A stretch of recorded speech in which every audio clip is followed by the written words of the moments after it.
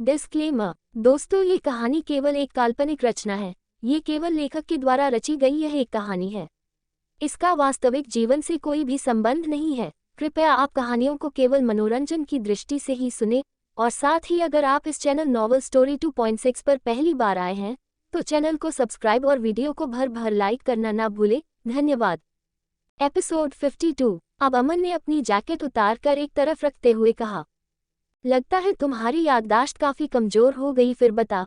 अब अमन उसके ऊपर पूरा झुक गया और याना का जिस्म उसके पहाड़ जैसे जिस्म के नीचे दब गया और याना अब अमन को अपने ऊपर से धकेलने की पूरी कोशिश कर रही थी, लेकिन अब उसका इरादा कुछ और था और याना अब बुरी तरह से कांप रही थी।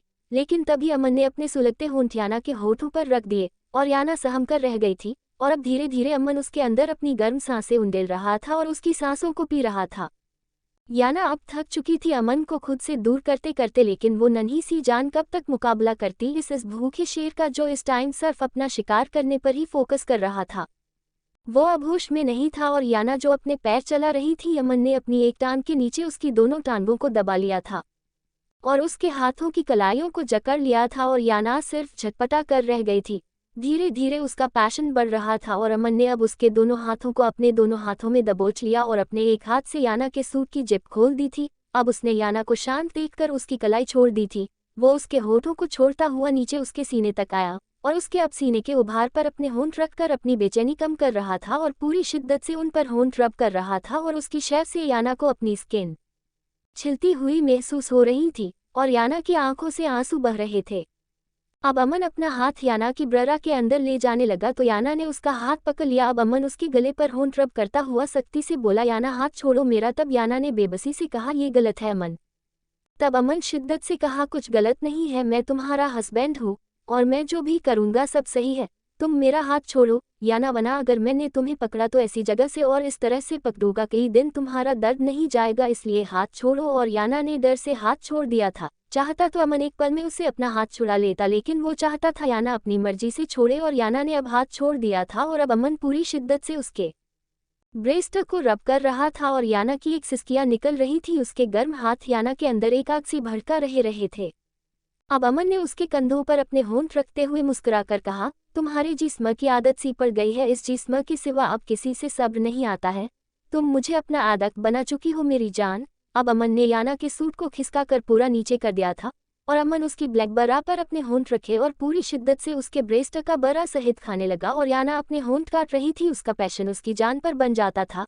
अब ने खुमारी में कहा, मन तो करता है याना अब तुमसे एक पल की दूरी सदियों की लग रही है। अब मैं जल्द में तुम्हें अपने बेहद करीब लेकर आऊंगा। अब मैं तुम्हारे अंदर उतरने के लिए तड़प रहा हूँ। जल्दी तुम्हें अपनी दुल्हन बनाकर अपने कमरे में लाऊंगा।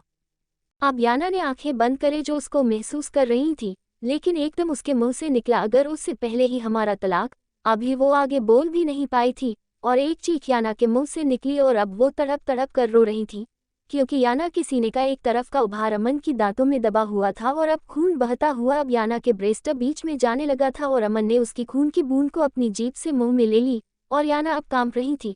अब अमन ने उसका मुंह अपने पंजे में दबोच कर कहा, अगर दोबारा ये तलाक लफ्ज अपने मुंह पर लाई तो याद रखना तुम्हें कच्चा चबा जाऊंगा।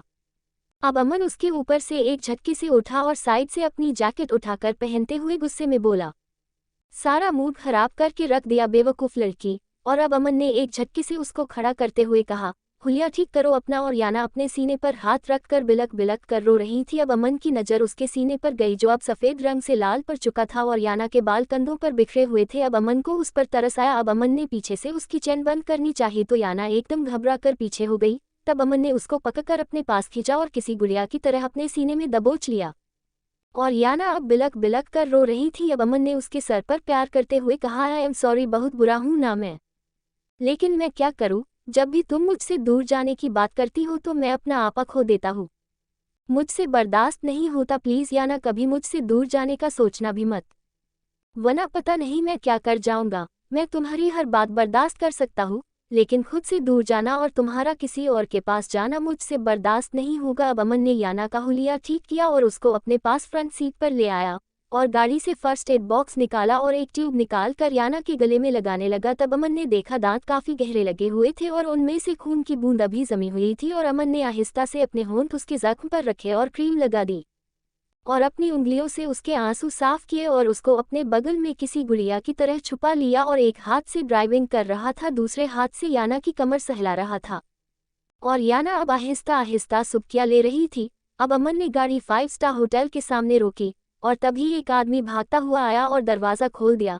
अब अमन ने याना को उसने गोद में उठा लिया और अंदर ले जाने लगा। तब याना ने कहा, मेरे पैर खराब नहीं है, मैं चल सकती हूँ। तब अमन ने अंदर जाते हुए, अच्छी बात है, लेकिन मैं अपनी बीवी को गोद में ले जाना चाहता हूँ। और अमन ने अब याना को एक लग्जरी पर्सनल कैबिन में ले आया और याना को अपने पास खुद से लगा कर बैठा लिया। अब वेटर आया और एक बाद एक खाना लगाना स्टार्ट कर दिया, जैसे सब पहले से ही तैयार हो। और याना ने अब हैरानी से देखा, सारा खाना उसकी पसंद का था, लेकिन याना ने गुस्से में कुछ भी नहीं खाया। तब अमन जान गया कि वो उससे नाराज है। तब अमन ने एक कान पकड़कर सॉरी कहा, लेकिन याना उसकी तरफ देख भी नहीं रही थी। तब अमन ने उसके आगे अपना हाथ फैलाकर कहा, ये लो, तुम जितना जोर से काट सकती हो काट लो, लेकिन यार ये अब आंसू बहाना बंद करो, मुझसे नहीं देखे जा रहे। अब याना ने उसकी चौड़ी हथेली अपने सामने फैली हुई देखी तो याना ने रोते हुए अपने होंठ उसकी हथेली पर रख दिए। तब अमन ने उसको फिर से अपने पास खींच लिया और याना अब तड़प तड़प कर रो रही थी। उसको रोना अब इस बात से नहीं आ रहा था अमन ने उसको जख्म दिया है, उसको रोना आने वाले वक्त से आ रहा था, क्योंकि अब याना को डर लग रहा था उस टाइम से जब अमन को पता चलेगा उसने बुआ की बातों से डर कर तलाक ले पेपर साइन कर दिए है। क्योंकि जब उसको याना के मुंह से तलाक लफ्ज सुनकर ही इतना गुस्सा आया है, तो जब उसको पता चलेगा याना तलाक पेपर साइन कर चुकी है तो वो ना जाने क्या करेगा। धारा और जतिन एक शोरूम में आए और धारा इधर उधर देख रही थी। तब जतिन ने धारा के लिए कई खूबसूरत ग्रीन रंग की साड़ियां और रानी रंग के ब्राइडल लहंगे दिखाए। तब धारा ने हैरान होकर कहा, हमारी पसंद आपको क्यों कर पता। तब जतिन ने मुस्कुरा कर कहा, जो लोग अच्छे होते हैं उनकी पसंद भी अच्छी होती है, और इस शोरूम में सबसे ज्यादा खूबसूरत यही साड़ी और लहंगे है। और धारा ने वो सब उतरवा। अब जतिन ने कहा, धारा इनको ट्राई करके देखो। तब धारा ने कहा, ना महारे को ना करनी, ऐसे महारे को डर लगे। तब जतिन ने कहा, इसमें डरने वाली क्या बात है धारा, मैं हूं ना तुम्हारे साथ। तब धारा ने कहा, आप बाहर रहोगे, अंदर पता ना के कैमरे फैमरे लगाए हो। तब एक सेल गर्ल ने कहा, अरे मैडम आप बेफिक्र रहिए, हमारे यहाँ ऐसा काम नहीं होता, इतने बड़े मॉल में हम शोरूम लेकर बैठे हैं, भला ऐसा काम करेंगे। तब धारा ने कहा, महारे को भरोसा ना। तब जतिन ने कहा, तो धारा तुम ऐसे ही लगा कर देख लो, तुम पर कैसा लग रहा है। और धारा ने अब ग्लास मिरर में लगा कर देखे और जतिन ने उसकी हेल्प की और धारा ने वहां से ढेर सारी साड़ियां खरीदी। अब जतिन उसको सैंडल के शोरूम पर ले आया और हर ड्रेस के मैच की सैंडल दिलाई। धारा से सैंडल पहनकर चला नहीं जा रहा था। तब जतिन ने धारा के दोनों हाथ पकड़कर उसको चलने में मदद की, लेकिन जैसे ही धारा ने खुद से चलने की कोशिश की तो वो एकदम गिरने लगी और तब ही जतिन ने उसको अपनी बाहों में संभाल लिया। और अब धारा और जतिन एक दूसरे की आंखों में देख रहे थे और धारा एकदम संभली और इधर उधर देखकर कहा, ये अमन जी क्यों ना आए अब तक। तब जतिन ने उदासी से कहा, क्या धारा तुम्हें मेरा साथ अच्छा नहीं लग रहा। तब धारा ने कहा, ना यूँ बात ना है, आप बहुत अच्छे हो जतिन जी, लेकिन महारे को बाबूजी ने अमन जी के साथ भेजा था। तब जतिन ने कहा, धारा तुम बोल देना, अमन ने ही तुम्हें शॉपिंग कराई है। चंचल और मयंक दोनों खरीदारी कर रहे थे और पूनम ने कह दिया था वो कबाब में हड्डी नहीं बनना चाहती, इसलिए वो दूसरी शॉप पर आ गई। और इधर चंचल ने कहा, मन ने अब बहुत शॉपिंग कर ली, अब महारे को भूख लग रही, चल अब जल्दी से जेब ढीली कर ले। तब मयंक ने कहा, इतनी घंटों से होर के करा मैं। तब चंचल ने कहा, तो क्या हो गया, या सारे कपड़े पहन कर भी थारे को दिखाओगी। अब चंचल ने कोहनी मारते हुए कहा, और मुझे भी तो तू ही लेवेगा महारे। तब मयंक ने मुंह बनाकर कहा, एक चुम्मी तक तो देवे ना, मजे की खाक देवेगी। अब चंचल ने कहा, ब्याह से पहले ना हाथ लगान दूंगी थारे को। तब मयंक ने कहा, कुछ थारी बहन से ही सीख ले, कितना जोर का रोमांस किया उसने अमन भाईसा के साथ रसोई में। तब चंचल ने कहा, रोमांस करने लायक शक्ल भी तो होनी चाहिए। तब मयंक ने कहा कि कमी से महारी शक्ल में अमन भाईसा से कम हूँ कि। तब चंचल ने कहा, अमन जीजा जी कहा, और तू कहा। अब मयंक ने कहा, अमन जीजा जी की आंखें भी ऐसी कि कोई देख ले तो उनमें खो जाए, और थारी इन छोटी छोटी आंखों में देखने से पहले ही यूं थारा चश्मा बीच में आ जावे। तब मयंक ने गुस्से में कहा, तो जा ढूंढ कोई अमन जीजा जी जैसा मैं जा रहा। तब चंचल ने एकदम भागकर कहा, अरे महारे साजन जी आप तो लाखों में एक हो। और फिर चंचल हमेशा की तरह मयंक को झंड करके मना रही थी।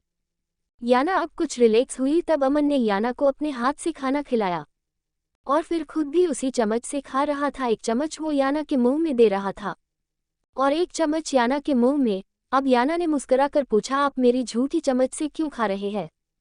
तब अमन ने कहा, जब झूठी प्लेट में खाने से प्यार बढ़ता है तो झूठी चम्मच से खाने से तो प्यार लिमिट तोड़ देगा, मैं इसलिए ही खा रहा हूँ और तुम्हें भी इसलिए खिला रहा हूँ ताकि मेरी याना को मुझे से बेहद मोहब्बत हो जाए, ताकि वो मुझसे दूर जाने से पहले 1000 बार सोचे। और याना आहिस्ता से मुस्कुराए और फिर उसको कुछ याद आया।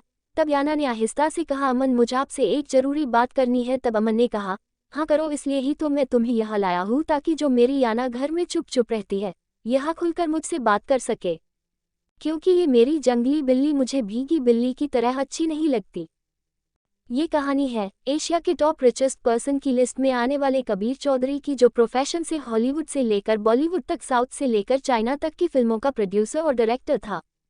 उसके ना जाने अपने कितने फिल्म स्टूडियो थे, बड़े बड़े star, film direct, producer, actress, model, super model उसके आगे पीछे घूमती थी। वो इतना हैंडसम था, लड़कियां उसकी एक नज़र को तरसती थी और उसके एक इशारे पर मर मिटने को तैयार थी। लेकिन उसको नफरत थी औरत जात से, इसलिए उसने 32 साल का होने पर भी शादी नहीं की थी और जिंदगी भर शादी ना करने का फैसला कर लिया था, क्योंकि औरत उसके लिए बस एक रात का सामान थी। इसलिए वो हर रात एक खूबसूरत लड़की की खूबसूरती को अपने बिस्तर पर रोन देता था। जालिम इतना था, उसने अपने सगे बाप तक को जान से मार दिया था, अपनी मंगेतर को हजारों टुकड़ों में काट दिया था। इसलिए लोग उससे रहम की उम्मीद नहीं रखते थे। लेकिन कबीर बाहर जैसा भी सही, घर में वो एक आइडियल इंसान था। वो बाहर कैसा है इसके बारे में उसकी फैमिली नहीं जानती। बाहर वो एक बहुत बड़ा अय्याश था, लेकिन अपने घर की बच्चियों को उसने कभी तिरछी नज़र से भी नहीं देखा था। इसलिए उसकी जॉइंट फैमिली उसकी बहुत इज्जत करती थी और उसकी 3 बहनें थी और 4 भांजियां थी जिनसे वो बेहद प्यार करता था। और उसी घर में थी उसकी बड़ी बहन रीमा की गोदली बेटी स्नेहा, जो 16 साल की थी, जिसको सब इशू बुलाते थे। इशू बेहद हसीन और प्यारी चुलबुल सी लड़की थी, लेकिन उसको गोद लेने के बाद रीमा की खुद की बेटी हो गई। इसलिए इस घर में रीमा की औकात एक नौकरानी की बनकर रह गई। कबीर की दूसरी बहनों की बेटियां इशू की खूबसूरती से जलती थी। अगर वो इस घर में थी तो कबीर की मां सरला देवी की वजह से और कबीर की वजह से, क्योंकि कबीर ने कभी अपनी भांजियों में और इशू में फर्क नहीं किया। वो उसको भी अपनी बच्चियों की तरह मानता था और इशू भी कबीर को सब बच्चों की तरह मामू बुलाती थी। लेकिन एक दिन इशू ने एक ऐसी गलती की जिसकी वजह से कबीर मजबूर हो गया अपना कभी ना शादी करने का फैसला बदलने के लिए, और उसको मजबूरी में करनी पड़ी इशू से ज़बरदस्ती शादी। अब क्या होगा, इशू का अंजाम कैसे सामना करेगी इस 32 साल के कबीर चौधरी की नफरत का क्या मिलेगी इस अनोखे रिश्ते को पति पत्नी की पहचान, या होगा इशू का भी वही अंजाम जो हर लड़की का होता है। एपिसोड 53। तब याना ने आहिस्ता से कहा, अमन मुझे आपसे एक जरूरी बात करनी है। तब अमन ने कहा, हाँ करो, इसलिए ही तो मैं तुम्हें यहाँ लाया हूँ ताकि जो मेरी याना घर में चुप चुप रहती है यहाँ खुलकर मुझसे बात कर सके, क्योंकि ये मेरी जंगली बिल्ली मुझे भीगी बिल्ली की तरह अच्छी नहीं लगती। अब याना ने कुछ सोचते हुए फिर से खामोश हो गई, क्योंकि अभी अमन का मूड ठीक था, लेकिन कहीं फिर से उसका मूड खराब ना हो जाए। अभी तो उसने उसका वाइल्ड रोमांस झेला था। अब याना ने कुछ नहीं कहा। अब अमन ने कहा, तुम्हारी शॉपिंग मैं यहाँ से नहीं करूँगा, मैंने तुम्हारे लिए बाहर से कुछ खास डिजाइनर बुलाए हैं, वो सभी तुम्हारी ड्रेस तैयार करेंगे, बस वो 1 या 2 दिन में आने वाले हैं, क्योंकि मैं अब बाबूजी से तुम्हारे और अपने रिश्ते का सच बताने वाला हूँ। और तुम्हें एक बात और बताना चाहता हूँ, धारा की तुम्हें टेंशन लेने की जरूरत नहीं है, उसकी टेंशन तुम मुझ पर छोड़ दो। और याना बिल्कुल खामोश थी। पूनम अब एक कॉफी शॉप में बैठी थी, तभी एक लड़का बाइक पर आया। उसने रेड रंग की जैकेट, ब्लू जीन्स, आंखों पर येलो कलर का चश्मा और लंबे बालों की चोटी बनाई हुई थी। वो पूनम के पास आया। अब पूनम उसको देखकर खुश हो गई और एकदम उसके गले से लग गई। अब पूनम ने घबराकर कहा, इतनी देर से इंतजार करी मैं आपका। तब उसने पूनम के गाल को किस करते हुए कहा, बेबी इतनी दूर से आया हूँ, टाइम तो लगेगा ही। तब पूनम ने कहा, लेकिन आप तो कह रहे थे आप जयपुर में ही आ रहे हो। तब उसने कहा, एक्चुअली मेरी मोम की तबीयत खराब थी इसलिए चला गया था। अब पूनम ने पूछा, अब कैसी है वो? तब उसने कहा, अब ठीक है। तब पूनम ने कहा, लेकिन अब महारे को जल्दी से बताओ कब भेजे रहे हो अपने परिवार को महारे घर। अब उस लड़के ने कहा, रिलैक्स, इतना घबरा क्यों रही हो? अब पूनम ने कहा, महारे को बहुत डर लग रहा है हेमंत, अगर घर में गलती से किसी को भी ये पता चल गया मैं माँ बनने वाली हूँ तो महारे घर वाले, महारे घर की पूरी गांव में बदनामी हो जाएगी। महारा परिवार गांव में किसी को मुंह दिखाने लायक ना बचेगा और फिर वो जो महारे साथ के करेंगे आपको ना पता। महारे अमन भाई सा महारे को जिंदा जमीन में गाड़ देंगे। मैं बड़ी छुप छुप के मिलने आई थारे से, क्योंकि पहले तो आसानी थी, तुम कविता के घर में किराए पर रहे थे तो आपसे मिलने में कोई दिक्कत ना थी, लेकिन आपने वो जगह छोड़ क्यों दी? तब हेमंत ने कहा, यार तुम्हें बताया तो था मैं एक सिविल इंजीनियरिंग हूँ, तुम्हारे गांव की सड़कों को बनवाने टेंडर मिला था, वो अब बन चुकी है, तो अब मेरे वहाँ रहने का क्या मतलब है? लेकिन अब आपका महारे से तो मतलब है ना। आप जल्दी से आप अपने परिवार वालों को मेरे यहाँ रिश्ता लेकर भेजो, वरना आप ना जानते महारे घर में प्रलय आ जाएगा और सबसे ज्यादा खतरनाक महारे बड़े भाई सा। तब हेमंत ने कहा, रिलैक्स पूनम, मैं भेजूंगा, जल्दी भेजूंगा अपने परिवार को अपनी गांव की गोरी के घर रिश्ता लेकर। अब उसने कुछ देर बात की और वहां से वापस चला गया। अब पूनम भागकर एक शोरूम मयंक के पास गई और कहा, अब हुई या ना तुम्हारी खरीदारी। तब मयंक ने कहा, तूने कुछ ना लिया। तब पूनम ने कहा, महारे को कुछ पसंद ना आया। तब चंचल ने कहा, तो चल अब अमन, जीजा जी और धारा के पास चलते हैं। धारा को जतिन ने काफी अच्छा डिनर कराया। धारा जतिन के साथ बहुत खुश थी। अब जतिन ने धारा को जाने के लिए कहा। अब धारा ने कहा, जतिन आज आपके साथ रहकर महारे को बहुत अच्छा लगा। अब जतिन ने कहा, तो क्या हम दोस्त बन सकते हैं? और धारा ने मुस्कुराकर हाँ में जवाब दिया। अब धारा बाहर आई तो अमन और याना उसको आते हुए दिखे और धारा को देखकर याना ने कहा, अरे धारा दिया, आपने तो बहुत सारी शॉपिंग कर ली। तब धारा ने कहा, जब तुम दोनों ना आए तो महारे को जतिन जी मिल गए। तब अमन ने कहा, ओह ये तो अच्छी बात है, तो चलो घर चलते हैं। तब धारा ने कहा, याना ने कुछ ना खरीदना। तब याना ने कहा, नहीं मेरा मन नहीं है। अब अमन ने गाड़ी ड्राइव करते हुए धारा से पूछा, धारा जतिन कैसा लगा तुम्हें? तब धारा ने मुस्कुराकर कहा, बहुत अच्छे। तब अमन ने कहा, हम वाकई वो एक बहुत अच्छा इंसान है और उसके साथ शादी करने वाली हर लड़की बहुत खुश रहेगी। अब धारा ने मुस्कुराकर कहा, हाँ वो आपकी तरह गुस्सा करने वाले भी ना। अब अमन जोर से हंसा और ये सारी शॉपिंग उन्होंने ही कराई महारे को। तब अमन ने कहा, क्या तुमने उनको शुक्रिया कहा? तब धारा ने एकदम कहा, हाँ जी या तो मैं भूल गई। तब अमन ने धारा को अपने जेब से एक कार्ड निकाल कर देते हुए कहा, ये जतिन का नंबर है, अगर तुम चाहो तो तुम उनका शुक्रिया अदा कर सकती हो। और धारा ने मुस्कुराकर कार्ड रख लिया और याना हैरान थी, आखिर अमन के दिमाग में चल क्या रहा है? ये खुद क्यों धारा को जतिन की तरफ अप्रोच कर रहा है? अब वो सब घर आ गए। शॉपिंग बस धारा और चंचल ने ही की थी। अब सुमित्रा ने पूछा तो याना ने और पूनम ने बहाना बनाकर टाल दिया। रात के 2 बज रहे थे। अब याना की आंखें खुली और वो चारों तरफ देखती हुई हवेली की छत पर आई और अब चारों तरफ नजर घुमाकर देखा, कहीं कोई कैमरा तो नहीं है, क्योंकि इस मेज ने अपने पूरे घर में कैमरे लगा रखे थे। अब याना ने अपने शर्ट के अंदर से सिम निकाला और अपने फोन में लगा कर हेलो कहा और उधर से एक रिंग में ही फोन उठा लिया गया। तब उधर से आवाज आई, मामा मैंने आपसे मना किया है, आप मेरे दूसरे नंबर पर कोई भी ऐसा वैसा मैसेज मत कीजिए, क्योंकि ये मेज ने मेरे नंबर को हैक कराया हुआ है। मेरे फोन कॉल रिकॉर्ड है और उस दिन भी मैं बाल बाल बची थी, वो तो मुझे पता चल गया था। मेरे पीछे सुमित्रा चाची खड़ी है। अब याना ने पूछा, आपकी बात हुई हेमंत से? तब मोना ने कहा, गुड न्यूज़ है, हमारा प्लान और तुम्हारी मेहनत कामयाब हो गई है, वो लड़की माँ बनने वाली है। ओह थैंक गॉड मामा, अब मुझे फाइनली इस जंगली जानवर अमन से छुटकारा मिल जाएगा। मैं थक चुकी हूँ ये देहाती लड़की का कैरेक्टर निभाते निभाते। बड़ी मुश्किल से उस जानवर से खुद को बचा पा रही हूँ, कभी धारा के नाम पर तो कभी डरने के नाम पर, लेकिन जिस तरह से वो मेरे साथ कर रहा है, मेरा मन तो करता किसी दिन उसका मर्डर कर दूँ। I hate him. तब मोना ने कहा, याना माय डॉल, जब तुमने उस छुटकारा पाने के लिए इतना सब झेल ही लिया है तो बस कुछ दिन की बात और है। अब हमारा मैच फाइनल राउंड में है, कुछ दिन और बर्दाश्त कर लो। तब याना ने कहा, मामा अब कुछ और दिन यहाँ रही तो पक्का मैं पागल हो जाऊंगी, या तो इनमें से किसी एक को मार दूंगी या खुद को मार लूंगी।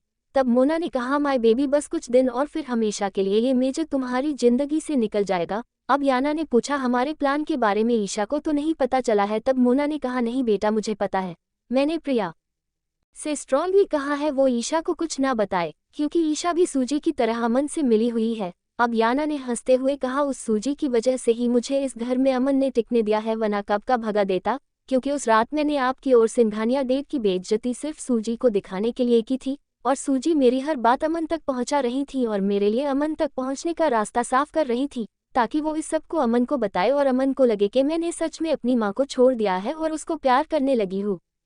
लेकिन मुझे उससे हमेशा से नफरत थी और हमेशा रहेगी। अब मोना ने कहा, लेकिन याना तुम कुछ टाइम के लिए बहक गई थी।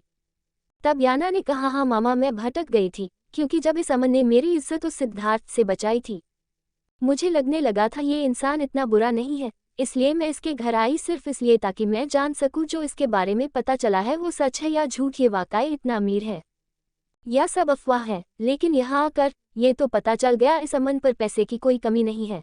लेकिन मामा उस पैसे का भी क्या फ़ायदा जब जिंदगी ही हेल बन जाए, क्योंकि इस चिड़ियाघर में रहने से अच्छा है इंसान जेल में रह ले, वहाँ भी इतनी पाबंदियाँ नहीं होंगी, हर बात यहाँ मर्दों की मर्जी से करनी पड़ती है, और यहाँ से अमन की पत्नी के बाहर जाने की कोई चांस नहीं है, क्योंकि ये अमन अपनी मरी हुई माँ को वादा दे चुका है, वो शादी के बाद अपनी पूरी जिंदगी अपने परिवार के साथ गुजरेगा और इस घर में अच्छा खासा इंसान पागल हो जाएगा। और ऊपर से ये मेजा मन एक पढ़ा लिखा जंगली जानवर इंसान है। उस रात जो इसने वर्जिनिटी टेस्ट के नाम पर मेरे साथ सुलूक किया, उस वक्त मुझे इससे और दुगनी नफरत हो गई। इसको लगा मैं इतनी आसानी से उसे माफ कर दूंगी इसने 2 बार मेरे साथ जानवरों के जैसा सुलूक किया है। और मामा ये इतना क्रूर है, इसने अपने पूरे घर में अपना खौफ बैठाया हुआ है। ऐसे इंसान के साथ रहने से अच्छा है मैं जहर खाकर मर जाऊं। बहुत तकलीफ दी है इसने मुझे, हर तकलीफ का हिसाब लूंगी इससे, क्योंकि अपने आने से पहले मैंने इसके भाई सूरज को भी लाइन पर लगा दिया। अब बहुत जल्द दोनों भाई एक दूसरे की टक्कर पर खड़े होंगे। मैं इस मेजर के घर में वो आग लगा कर आऊंगी, ये जिंदगी भर याद रखेगा। मुन्ना ने कहा, बेटा मान गए, तुमने साबित कर दिया तुम मुन्ना की बेटी हो। तब याना को किसी की आहट आई। अब याना ने कहा, ओक मोम मैं आपसे ज्यादा देर बात नहीं कर सकती, कोई आ जाएगा। अब मुन्ना ने कहा, तुम्हार साहिल देव का पता चला? तब याना ने कहा, अभी तक नहीं पता चला। तब मुन्ना ने कहा, जल्दी पता लगाओ वो मर गया या जिंदा है। तब याना ने कहा, ये सब उस अमन को पता है और बताकर नहीं दे रहा है। अब मुन्ना ने कहा, उसकी बहन गंगा से पता करो। तब याना ने कहा, उसका खुद का अलग एक मसला है, वो बुढ़िया मेरे खिलाफ हो गई है, उसको पता चल गया है मेरे और अमन के रिश्ते के बारे में और मुझे अपनी बद्दुआओं से डरा रही है। पागल बुढ़िया, अरे मैं कौन सा मरी जा रही हूँ उस मेजर से शादी करने के लिए। मैंने भी उसकी तसल्ली के लिए पेपर साइन कर दिए है, पूरा घर ही अलग केस है। इसकी बेटी उस मेजर के पीछे ऐसे पागल है जैसे ये दुनिया का आखिरी मर्द यही है, इसके बाद उसके सिवा उसको कोई मिलेगा ही नहीं। अब मोना ने कहा, इन सब को इसकी आदत है। अब याना ने कहा, मोम अब मैं कॉल रखती हूँ, यहाँ लोगों को रातों को भी चैन नहीं है। तब मोना ने कहा, अपने साहिल देव का पता जरूर करो, क्योंकि उसको मेरे देव ने हर जगह मेरी प्रॉपर्टी में नॉमिनी बनाया हुआ है। उसके बगैर साइन के हम अपनी प्रॉपर्टी सेल करे बिना ये देश तो क्या ये शहर भी नहीं छोड़ सकते। यहाँ तक कि उसने बैंक बैलेंस में भी खुद को नॉमिनी बनाया हुआ है। वो इतना शरीफ नहीं था जितना मैं समझती थी। तभी याना ने कहा, ठीक है मोम बाय, बाद में बात करूंगी। अब याना बाहर आ गई। अगली सुबह याना अपने टाइम पर उठी। अब वो किचन में आई तो उसकी मीरा त्यागी ने उसके लिए नाश्ता बना कर रखा हुआ था। आज संडे था, सब छुट्टी में थे। अब उसके पास शिवानी आई और उसने कहा, मक्खन मिलाई जिज्जी, चलो आज मौसम बड़ा अच्छा हो रहा से आज खेलते हैं। तब याना ने कहा, क्या खेलना है शिवानी? तब शिवानी ने कहा, पकड़म पकड़ाई। तब याना ने कहा, लेकिन हम दोनों में क्या मजा आएगा, इसके लिए तो बहुत सारे चाहिए। तब शिवानी ने कहा, है तो सही गुड्डू है, सूरज भाई सा है। अब सूरज का नाम सुनकर याना ने कहा, ठीक है तो चलो खेलते हैं। अब याना बाहर बाग में आ गई और सूरज याना को देखकर मुस्कुराया और याना ने भी मुस्कुरा कर पलकें झुका ली और सूरज तो जैसे हवा में उड़ने लगा। अब वो सब मिलकर पकड़म पकड़ाई खेलने लगा। अब अमन सोकर उठा तो नौकर ने उसको बेड दिलाकर दे दी थी। अब वो ब्लैक बनियान और ग्रे लोअर में बालकनी में आया तो उसकी नज़र सामने शिवानी और गुड्डू के साथ खेलती याना पर गई, जो गुड्डू और शिवानी के साथ अपनी कमर पर दुपट्टा बांधे खेल रही थी। और अमन उसको मुस्कराते हुए देखने लगा, लेकिन अमन की हंसी एक पल में तब गायब हो गई जब सूरज ने आकर याना का कंधा पकड़ा और कहा, अब तो याना जी मैंने आपको पकड़ लिया, अब आप महारे को पकाओ। और सूरज अब गहरी नजरों से मुस्करा कर याना को देख रहा था। अब याना सूरज को पकड़ने लगी और अमन का अब खून खोल रहा था, लेकिन वो खामोश था क्योंकि सूरज उसका सगा भाई था, एकदम वो उसको गलत नहीं ठहरा सकता था। तभी नीचे वाली बालकनी में धारा, चंचल और पूनम नजर आई और उन्होंने कहा, कितने प्यारी जोड़ी लग रही है ना दोनों की साथ में। तब पूनम ने कहा, महारी को तो अब याना में अपनी छोटी भाभी सा दिखने लगी से। और अमन अंगारों पर लौटने लगा। तब चंचल ने कहा, वैसे दोनों ने अपनी पसंदगी पीरामल बाबूजी को बता दी से और बाबूजी ने इन दोनों के लिए हाँ भी कर दी से। बस एक बार अमन भाई सा और मान जाए तो बाबूजी ने अमन भाई सा की शादी वाले दिन इन दोनों की सगाई का इरादा बताया से। तब चंचल ने कहा कि कहरी थारे को कैसे पता? तब पूनम ने कहा, 2 दिन पहले मैंने चुपके से पीरामल बाबू जी के कमरे में आती आवाज़ों को सुन लिया, जहां याना, गंगा बुआ और सूरज बैठा से। और बाबूजी ने याना और सूरज की मर्जी जानकर इस रिश्ते को हाँ कह दी, लेकिन अभी तक सबको ना बताई क्योंकि पहले अमन भाई सा से मशवरा होगा, उसके बाद बात आगे बढ़ेगी। वो लफ्ज़ थे या पिघला हुआ शीशा। अमन के दिमाग के अंदर अब लावा सा पक रहा था। याना ये जानती है वो सूरज की भाभी है, फिर भी उसने सूरज के लिए हाँ कही। अब पूनम ने कहा, चंचल देख देख प्यार के पंछी। अब अमन ने भी वो सामने का नजारा देखा जहां सूरज याना के बालों में गुलाब का फूल लगा रहा था और गुड्डू और शिवानी मुस्कुरा कर तालियां बजा रहे थे और अब अमन के अंदर ज्वालामुखी से फट रहे थे। एपिसोड 54। और अब अमन के अंदर ज्वालामुखी से फट रहे थे। अभी सूरज याना के बालों में फूल लगा ही रहा था, तभी किसी ने एकदम उसके बालों से फूल झपट कर जमीन पर पटक दिया और अपने परों में मसल कर एक थप्पड़ सूरज के मुंह पर दे मारा और सूरज दूर जा गिरा और एकदम अमन दहाड़ कर याना पर झपटा। लेकिन पीछे से मयंक ने और जतिन ने उसको दबोच लिया क्योंकि जतिन धारा को उसका एक शॉपिंग बैग देने आया था जो दुकान पर ही रह गया था और अब अमन को याना की तरफ बढ़ते देख मयंक और जतिन दोनों ने उसको दबोचकर अपनी तरफ खींचा और अमन गुस्से से बेकाबू होकर दहाड़ रहा था, मयंक छोड़ मुझे, आज मैं इसकी जान ले लूंगा। और याना घबराकर सुमित्रा के पीछे छुप गई, क्योंकि दर हकीकत उसको भी अब अमन की गुस्से डर लगने लगा था, इसलिए अब वो जल्द से जल्द अमन की जिंदगी से दूर जाना चाहती थी। अब अमन को उसके चाचा जी ने भी संभाला, जो मयंक और जतिन के संभालने पर भी नहीं काबू में आ रहा था, और याना बुरी तरह कांप रही थी। अब अमन फिर से चिंघाड़ कर कहा, साली दो आदमियों के जज्बातों से खेल रही है, इसकी इतनी हिम्मत, छोड़ मुझे, आज जान से मार दूंगा इसको। अमन को याना के बालों में फूल लगाने से ज्यादा गुस्सा इस बात पर था कि याना ने सूरज के लिए अपनी मंजूरी कैसे दे दी, जबकि वो जानती है वो अमन की पत्नी है। तब उसके चाचा सुमेर ने मयंक से कहा, अमन को कमरे में ले जाओ, और याना अब बाकायदा सुमित्रा के गले लगकर खौफ से रोने लगी थी, और सब हैरान थे, आखिर ऐसा हुआ क्या है जो अमन को इतना गुस्सा आ गया। अब मयंक अमन को अंदर ले आया और उसको पानी देते हुए कहा, भाई सा आखिर बात क्या है, आप इतना ओवर रिएक्ट क्यों कर रहे हो, अगर सूरज ने याना को फूल दे भी दिया तो क्या हो गया, वो दोनों पसंद करते हैं एक दूसरे को, आपको क्या फर्क पड़ता है भाई सा। और अमन ने गुस्से में पानी का गिलास फेंक कर मारा।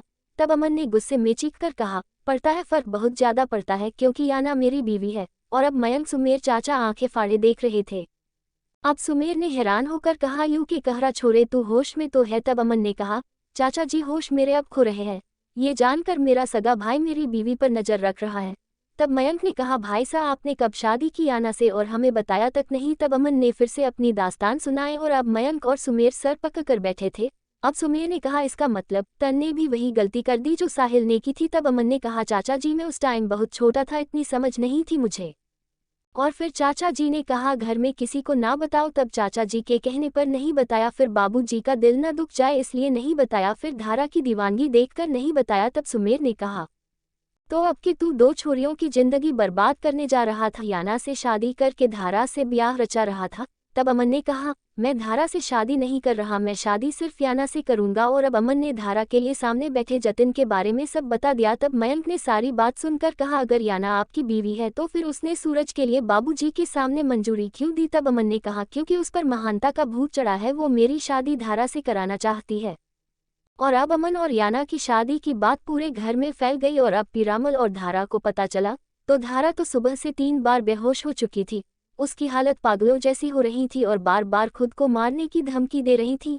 सुमित्रा चाची और सब उसको संभालते संभालते हलकान हो रहे थे, और उसको कोई एक पल के लिए भी अकेला नहीं छोड़ रहा था। और याना अब घर में ये सब चीखना चिल्लाना सुनकर कमरे का दरवाजा बंद करके सर पकड़कर बैठी थी।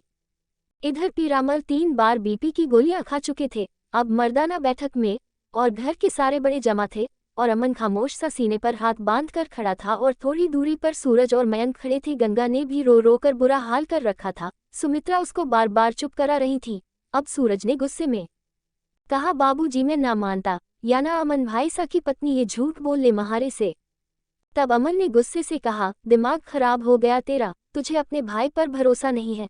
तब पीरामल ने चीख कर कहा, अमन भरोसा तोड़कर भरोसे की बात कर, या से महारे को दिखा कि सबूत है थारे पास या न थारी बिंदी। तब अमन अलमारी से एक फाइल लेकर आया जिसमें शादी के सारे डॉक्यूमेंट और अमन और याना की शादी की तस्वीरें थी। अब सब ने वो सबूत देखे जिसमें याना अमन के साथ 7 फेरे ले रही थी, अमन साल का 12 साल का 3 साल की याना की मांग में सिंदूर भर रहा था, और एक जगह साहिल ने याना को गोद में लिया हुआ था और अमन को एक बाजू में भर रखा था। और ये देखकर पीरामल ने माथे पर हाथ मार कर कहा, यूं कि क्या तन ने महारे को बताया भी ना, ये करन खातर भेजा था तन ने, यही डर था महारे को जो मैं थारे को शहर ना भेजना चाहवे था। तन ने महारे साथ वही कर दिया जो साहिल ने महारे बाबूजी के साथ किया। एक बार ख्याल न आया अपने बाबूजी से पूछने का भी, और इधर मैंने गंगा और धारा को जुबान दे रखी थी उसका ब्याह अमन से ही होवेगा। तब अमन ने नजरें झुकाते हुए कहा, मैं बताना चाहता था लेकिन आपकी तबीयत की वजह से और धारा की वजह से नहीं बताया। तब पीरामल ने कहा, तो अभी क्यों बता रहा जब शादी में बस 10 दिन रह गए कि दो लुगायों के मजे लेना चाह रहा था कि।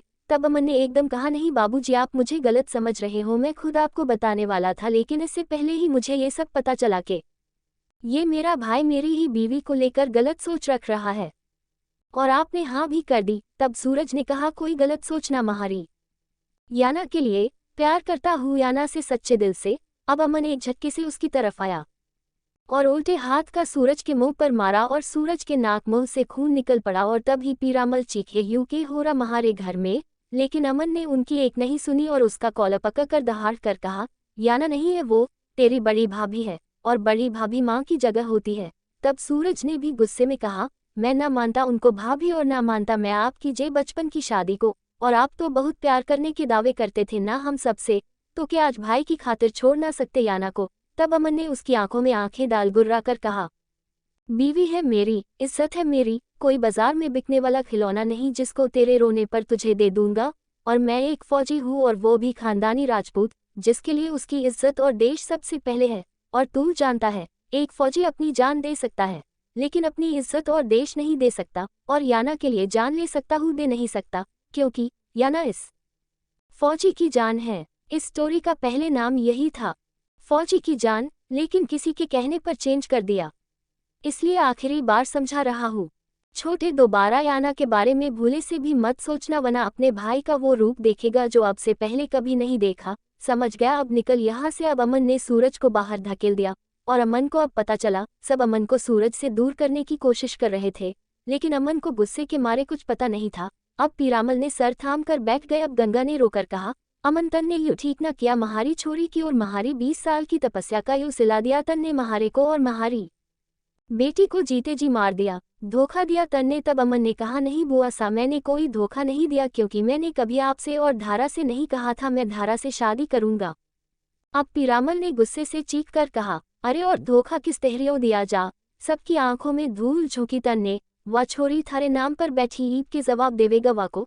तन ने तो महारे धारा और गंगा के सामने झूठा कर दिया, छोरे के अरमान सजाए थे मन ने थारी और धारा की ब्याह को लेकर सब पर पानी फेर दिया तन। अब अमन ने कहा, बाबूजी आपके सारे अरमान पूरे होंगे। अब गंगा ने कहा, कौन करेगा धारा से ब्याह, पूरे गांव को तो पता से धारा थारी पत्नी से। तब अमन ने कहा, इसकी आप टेंशन मत लो बुआ सा, पहले मंडप में धारा की शादी होगी, उसके बाद अमन और याना की शादी होगी। मैं वादा करता हूँ आपसे, आपकी धारा के लिए अपने से बेहतर लड़का लाऊंगा। अब पीरामल ने कहा, गांव वालों में के जवाब देगा, सारे गांव को तुझे पता धारा और अमन का ब्याह हो रहा से बहुत बुरा किया तन ने। अब उन्होंने फिर से दिल पर हाथ रखा, मैं माफ ना करूंगा तन ने महारे को धारा के सामने झूठा डाल दिया तब। और अब अमन पंजों के बल उनका पीरामल जी का घुटना पकड़कर बैठ गया जो कुर्सी पर बैठे थे, और उनके हाथ पकड़कर कहा, बाबूजी अगर आप मुझे माफ नहीं करेंगे, अपना आशीर्वाद नहीं देंगे, तो ये शादी कैसे होगी। अब पीरामल ने कहा, जैसे पहले कर ली अब भी कर ले। तब अमन ने उदासी से कहा, नहीं बाबूजी, वो शादी सिर्फ मजबूरी थी, मैं आपको सब बता चुका हूँ।